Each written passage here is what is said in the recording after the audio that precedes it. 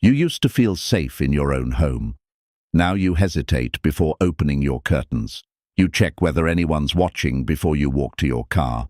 You've started timing your own arrivals and departures, not because you want to, but because someone else already is. Your home is supposed to be your sanctuary, the one place where you don't perform for anyone, where you can simply exist without being observed. But that feeling has been stolen from you, slowly, quietly, by someone who lives just a few steps away. And the worst part? You can't quite prove it. Every comment they make sounds innocent enough. Every detail they know about your life could be explained away. So you doubt yourself. Tell yourself you're imagining it. Swallow the discomfort and smile back. But the discomfort never leaves, because deep down you know something is off. Marcus Aurelius wrote, "You have power over your mind, not outside events. Realize this, and you will find strength." Today I'm going to show you 8 signs that a neighbor's attention has crossed from normal into something you should take seriously. Sign number 5 is the most unsettling because it looks exactly like kindness. By the end, you'll stop doubting yourself and know exactly how to protect your peace without creating conflict. If your own home has started to feel like someone else's window, stay with me. Let's begin. 1. They know your schedule better than you do. There's a difference between a neighbor who notices you leave for work every morning and a neighbor who can tell you exactly what time you came home last Tuesday night. One is normal human awareness. The other is something that should make you pay attention. Living near someone means you naturally pick up on certain patterns. You see them leave in the morning. You notice their car is gone on weekends. That's just what happens when people share space. It's normal and completely harmless. But when a neighbor consistently demonstrates knowledge of your specific movements, exact times, specific visitors, small changes in your routine, with a level of detail that no casual observer would have, something has shifted. They're not just living near you, they're tracking you. There was a woman named Laura who didn't realize it was happening until the details became impossible to ignore. It started small. A casual comment in passing. "Working late again?" Laura smiled and kept walking. Nothing unusual, but the comments became more specific over time. "You had visitors 3 times this week. You didn't come home Wednesday night. You've been getting a lot of deliveries lately, ordering something special." Each comment on its own sounded friendly enough, almost caring. But Laura started writing them down. And when she looked at the list after 2 months, the picture that emerged made her stomach drop. This person could account for almost every evening Laura had spent at home or away, knew which nights she had company, knew when her routine changed, knew details about Laura's daily life that Laura herself would have had to check her own calendar to confirm. This wasn't neighborly awareness. This was a log. An unofficial record of Laura's life assembled without her knowledge or consent. Laura had spent months dismissing her own discomfort, telling herself she was being ungrateful, overreacting, making something out of nothing. But the evidence was right there in her own handwriting, a list of details no casual observer could possibly know. Here's what you need to understand. Everyone has a right to privacy, even in shared spaces. When someone demonstrates detailed knowledge of your movements, they've crossed from coexistence into surveillance. That crossing deserves your attention, not your dismissal. Many people do exactly what Laura did. They explain away the discomfort, but your instincts exist for a reason. If someone's knowledge of your life feels excessive, it probably is. Epictetus taught, "First say to yourself what you would be, and then do what you have to do." Decide that you are someone who deserves privacy. Once you've established that truth internally, protecting it externally becomes natural. Trust your gut. Vary your routines slightly. When they make specific comments, respond briefly, and share nothing more. Knowing your schedule is the first sign, but the next one is harder to spot because it looks exactly like friendly conversation. 2. Their questions extract more than they give. Some conversations feel like catching up, others feel like being interviewed.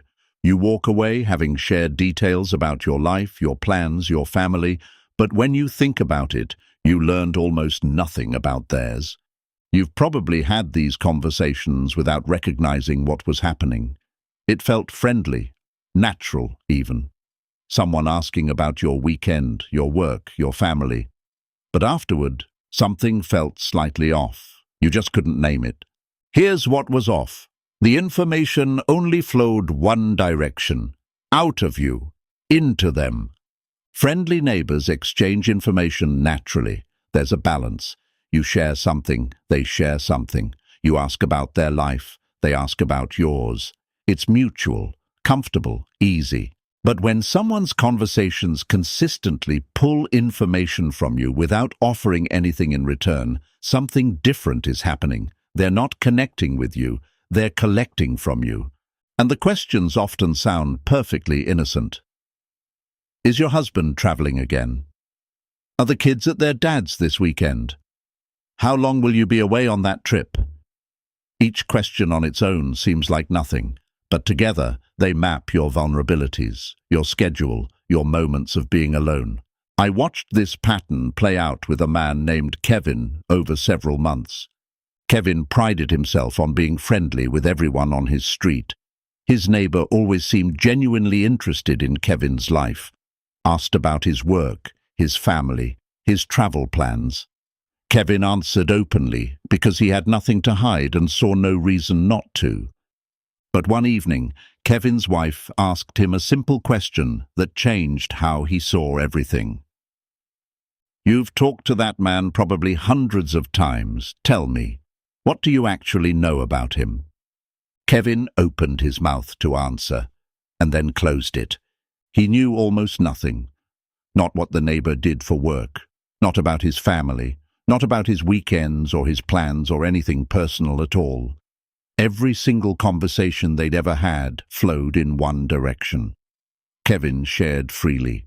His neighbor absorbed everything and offered almost nothing back. It wasn't conversation. It was extraction dressed as friendliness. Here's why this matters. In healthy relationships, curiosity is mutual. When someone consistently takes information without giving any, they're not building a relationship with you. They're building a file on you. Seneca wrote, "One of the most beautiful qualities of true friendship is to understand and to be understood." Real connection flows both ways. When understanding moves only in one direction, what you have isn't friendship. It's intelligence gathering with a smile. Start redirecting conversations. Give vague answers to specific questions and ask something about them in return. Notice whether they engage genuinely or deflect right back to you. You can be warm without being an open book. Sharing less isn't rude, it's wisdom. If you've started sharing less and trusting your instincts more, type "my peace, my rules" below to remind yourself and others that protecting your privacy is never something you need to apologize for. One-sided conversations are the second sign. But the third reveals something about what happens when you're not watching them, because they're watching everyone who comes to your door. 3. They notice every visitor you have. You have a friend over for dinner. The next morning your neighbor mentions it. A repairman comes to fix something. Your neighbor asks what broke. Your mother visits for the weekend. Your neighbor knows how long she stayed. Every person who walks through your front door somehow becomes their business. You've probably brushed this off before, told yourself they just happened to notice. They were outside at the time. It's a quiet street. Of course they'd see. But when it happens every single time, with every single visitor, the coincidence argument starts to fall apart. Noticing a moving truck or a loud gathering is completely normal. But when a neighbor can describe who visits you, what car they drive, how long they stay, and how often they come, That level of detail goes far beyond casual awareness. That's record keeping. There was a woman named Natalie who started dreading the morning after any visitor came to her home. Without fail, her neighbor would say something. "I saw you had company last night, late evening, right? New friend? Haven't seen that car before. The repairman was there a while. Hope nothing serious." Natalie laughed it off at first. Friendly neighbor. Just making conversation. No big deal. But over months, she realized something disturbing. Her neighbor could account for virtually every visitor Natalie had received. Cars she recognized, arrival times, how long people stayed. It was as if her neighbor was maintaining an unofficial guest log without Natalie ever asking for one. The worst part wasn't the watching itself. It was how it changed Natalie's behavior. She started feeling like she needed permission to have people over, started worrying about what her neighbor would think or say the next morning, started avoiding evening visits because she didn't want to explain anything. That feeling, guilt about having guests in your own home, told Natalie everything about how far the line had been crossed. When someone else's attention changes how you live in your own space, the problem is real, and it's not yours. Here's what this reveals. When a neighbor tracks your visitors, they're monitoring your social life. They're gathering information about who matters to you, how often you see people, when you're alone. This knowledge is entirely yours to share or keep. No one earns it by living next door. Marcus Aurelius wrote, "The happiness of your life depends upon the quality of your thoughts." Don't let someone else's intrusive attention poison how you feel about your own home. Your space belongs to you. When they comment on visitors, give nothing. Just a friend is enough. Never explain who visits your home or why. Your guests are your business, period. Tracking your visitors is the third sign. But the fourth is where the damage spreads, because it's about what happens to the information they've collected. 4. They share your private information with others. This is where the damage stops being contained, because knowing your business is one thing, but spreading it across the neighborhood, that's something else entirely. You mention casually to your neighbor that your partner is traveling this week. A few days later, someone 2 doors down says, "So your partner's away, huh?" Someone you never told, someone who had no way of knowing, unless the information traveled through a mouth that wasn't yours. And suddenly you realize, your private life has become neighborhood property. This is a pain that cuts deep because it violates something fundamental. You chose to share a small piece of your life with one person, and that person decided your trust was worth less than a piece of interesting conversation with someone else. There was a woman named Angela who discovered this the hard way. Angela mentioned to her neighbor that her husband would be out of town for a few days. Simple, harmless, casual. She didn't think twice about it. Within a week, 3 separate neighbors referenced her husband's absence. 2 of them were people Angela barely ever spoke to. There was no way they knew, unless it came from one source. Angela decided to test it. She told her neighbor one specific detail that she shared with absolutely no one else, that she was planning to replace her front door. A small, boring detail, meaningless. 10 days later, another neighbor asked how the new door was coming along. Angela had her answer. Her neighbor wasn't just observing her life. He was narrating it to anyone who would listen. Angela's schedule, her visitors, her husband's travel, her plans, all of it had been circulating through the street without her knowledge or permission. The worst part wasn't the information itself. It was the feeling that followed. Angela started filtering every word before she spoke, started calculating what was safe to share and what would end up as someone else's conversation topic by the end of the week. She no longer felt like she was talking to a neighbor. She felt like she was briefing a reporter. That level of self-censorship in your own neighborhood, that shouldn't exist. Here's why this matters so much. When someone distributes what they've gathered about you, your privacy is no longer in your hands. your vulnerabilities, when you're alone, when your partner's away, what's happening in your home, become visible to people you never chose to trust. Seneca wrote, "If you wish to be loved, love." True neighborly connection is built on respect. Someone who broadcasts your life to others hasn't respected you. They've used you as material. Test the pipeline. Share one harmless detail with them alone. If it surfaces elsewhere, you have your confirmation. From that point forward, keep every conversation surface level. Be warm, be polite, but give them nothing redistributable.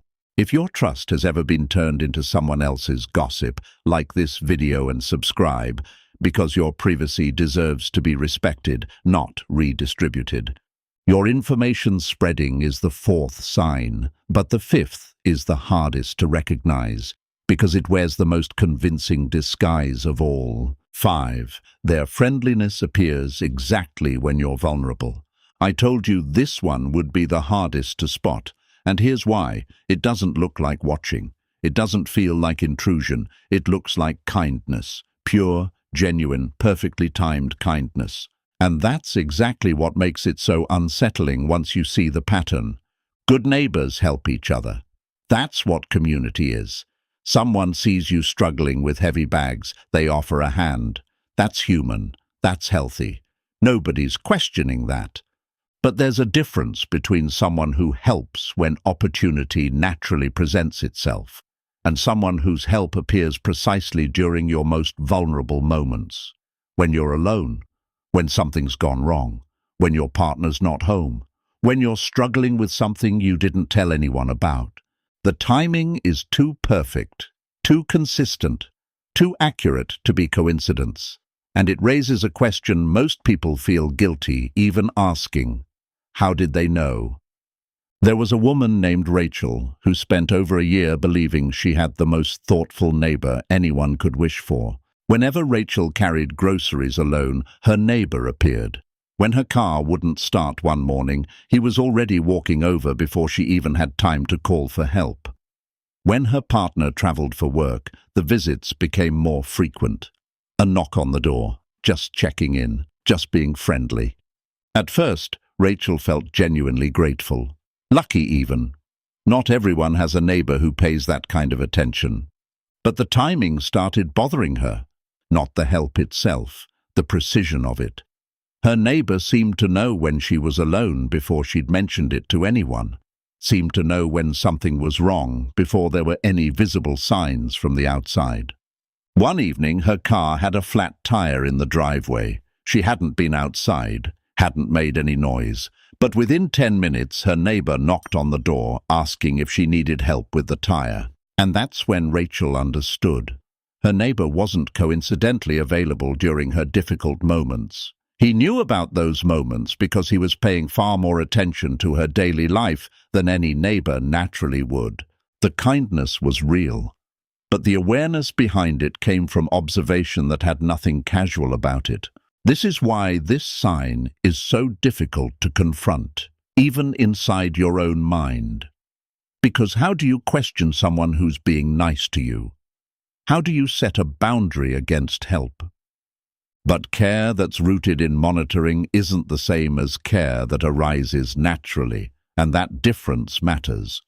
Marcus Aurelius wrote, "How much trouble he avoids, who does not look to see what his neighbor says or does or thinks." Accept help graciously when it happens, but notice the pattern. Ask yourself honestly, how did they know I needed help right now? And if the answer keeps pointing to observation rather than coincidence, trust that answer. You don't owe anyone access to your vulnerable moments, not even someone who shows up with a smile. Suspiciously timed kindness is the fifth sign, but the sixth is where you get to test everything, because their reaction to one simple change will tell you the truth. 6. They react poorly when you increase privacy. This sign is different from the others, because this one you can actually test. Close your curtains. Vary the time you leave for work. Stop engaging in long conversations when they approach you. Make small, quiet changes to how visible your life is. And then watch what happens. A normal neighbor won't notice. They have their own life, their own routines, their own problems to think about. Whether your curtains are open or closed at 8 in the evening is simply not on their radar. But a neighbor who's been watching too closely will notice immediately, because you've just taken away something they'd grown accustomed to: access. And people who depend on access react when it disappears. There was a man named Daniel who decided to trust his gut and run this test. He'd been uneasy for months, but couldn't point to anything concrete, so he made 3 small changes. Closed the blinds in the evenings, left for work at different times each morning instead of the same time every day. And when his neighbor initiated conversation, Daniel kept his answers short and moved on. Nothing dramatic, nothing confrontational, just a quiet shift toward more privacy. The response came faster than Daniel expected. Within days, his neighbor commented about the closed blinds. "Everything all right? Your place has been dark lately. Just wanted to make sure you're okay." Then came the question about his schedule. "Haven't seen you leave at your usual time. Did something change at work?" Think about that for a second. A 30-minute shift in departure time, closed blinds in the evening. These are the smallest, most unremarkable changes a person can make. A normal neighbor would never register them. Most people in Daniel's life didn't notice at all. But this neighbor noticed everything, every small change, within days. And the tone was revealing too. It wasn't casual curiosity. There was an edge to it, a subtle irritation, as if Daniel had broken an unspoken agreement, an agreement Daniel never made. That reaction confirmed what months of unease had been whispering. Daniel's neighbor hadn't just been friendly. He'd been relying on a level of access to Daniel's life that he felt entitled to. And when that access was reduced, the entitlement surfaced. Here's what makes this sign so powerful. It's both a diagnostic tool and a solution at the same time. The test itself becomes the boundary, and their reaction becomes your clarity. Epictetus taught, "Some things are within our power, while others are not. Your visibility is within your power, your curtains, your schedule, your willingness to share. These belong entirely to you." Setting boundaries around them isn't aggression. It's self-respect. Increase your privacy gradually. If they react with surprise, irritation, or pointed questions, you've confirmed the pattern. Don't explain. Don't justify. "Just felt like a change" is a complete answer. You owe nothing more. If you've ever felt uneasy in your own home and had no one to tell, hit subscribe. You're not alone in this anymore. Their reaction to your boundaries tells the truth. But the 7th sign shows how this attention reaches beyond your home, into the people closest to you. 7. They insert themselves into your relationships. Until now, the signs have been about how they watch you. This one is about how they reach past you, into the people you care about. They've met your friends. They know your family members by name. They show up during your gatherings without being invited. Not loudly, not obviously, just enough to be present, just enough to become familiar to the people in your life, people they have no natural connection to. And by the time you notice, they've already built bridges into your world that you never authorized. This sign is particularly unsettling because it doesn't just invade your privacy, it expands the invasion into the people closest to you. Your friends become additional sources of information. Your family becomes another access point. And suddenly one neighbor has a wider view of your life than anyone should because they're seeing it through multiple angles. I watched this happen to a man named Marcus over the course of about a year. It started with small, harmless things. His neighbor greeting Marcus's friends in the driveway, making brief conversation with Marcus's parents when they visited, offering to help carry something when Marcus's wife came home with groceries. Each interaction seemed innocent, friendly even. Marcus didn't think twice about it. But gradually, the neighbor's presence in Marcus's life grew beyond anything Marcus had invited. His mother mentioned that the neighbor had chatted with her for nearly 20 minutes during her last visit. His wife said the neighbor had offered detailed gardening advice out of nowhere. A close friend told Marcus that the neighbor had asked several personal questions about Marcus, his work, his stress levels, his marriage, framed as concern. Marcus hadn't introduced any of these connections. His neighbor had created every single one himself, quietly, naturally, without ever asking permission. And here's what disturbed Marcus most. Each conversation his neighbor had with someone in Marcus's life gave the neighbor a new window. His mother shared things Marcus wouldn't. His wife mentioned details casually that she'd never think to guard. His friends answered questions they didn't realize were being asked. One neighbor, multiple information channels, all built without Marcus's knowledge. This isn't friendliness. It's expansion. When someone builds relationships with the people in your life without your involvement, they're not being social. They're multiplying their access to you through the people who trust you. Marcus Aurelius wrote, "Very little is needed to make a happy life. It is all within yourself, in your way of thinking. Your social circle is yours. The connections within it are yours to offer, not someone else's to take. Set clear social boundaries. You don't need to be hostile, but you don't need to stand by while someone builds unauthorized access to your life through the people you love. Let your close circle know. Awareness among your people reduces the access naturally, and the bridges that were never yours to build can quietly be removed." Inserting themselves into your relationships is the seventh sign. But the final sign goes deeper than all the others, because it reveals the true motivation behind everything you've just heard. 8. They need to feel in control of their environment.